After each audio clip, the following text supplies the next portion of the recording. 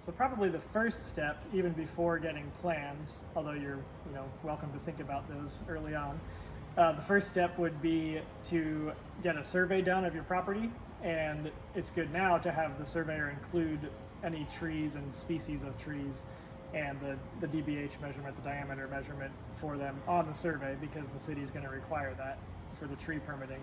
But the survey will show you your building setbacks, and it will show you where the property lines are, which may be different from where your fence is, or something like that.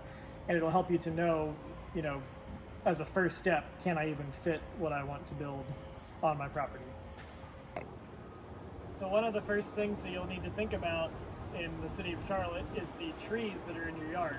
And so when you have the survey done, you'll want the surveyor to mark the location, species, and size of any large trees in your yard. So the city will require you to take special action if you have heritage trees of a certain size. And in this case, we had a very large tulip poplar up there closer to the house, and we have another one right here. So the one close to the house is about 40 inches in diameter. They measure the DBH, or diameter at breast height, which is about 4 or 5 feet off the ground, what the diameter of the trunk is. You're required to protect half of that diameter in feet out from the tree. So in this case, for a 40-inch tree, we had to put fencing out 20 feet around the base of the tree. You can't do any sort of land disturbing activity in that space. And this tree here, closer to us, is about the same size, a little bit smaller, but it ended up, the survey revealed that it's not on the property. So if the tree is not on your property, you do not have to protect it in the same way.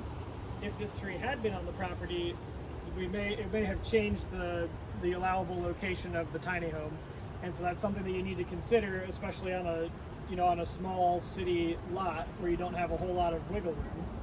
You want to make sure that you know the trees, locations, their species, their size, and whether they're on your property or not, because that can make a big impact on the project. So to summarize, if you're considering doing a project similar to this, whether it's a tiny home or an addition, or anything that will be a new structure in your existing property, a few things that you'll want to think about at the beginning. We've talked about getting building plans, and I would strongly recommend using a local architect to draw those up in a way that will be acceptable for the Mecklenburg County code enforcement. We've also talked about a survey. It's good as early as you can do it to get a survey that includes tree sizes, species, and locations. And at that point, it's good to know at least the size roughly of the structure that you're going to be building, because that way the surveyor can put that on the survey as a proposed building location and make sure that you have enough room for it. Also, you'll want to consider how to connect your water and sewer taps as far as drainage, where the slope of the land is going, whether you'll need a pump or things like that.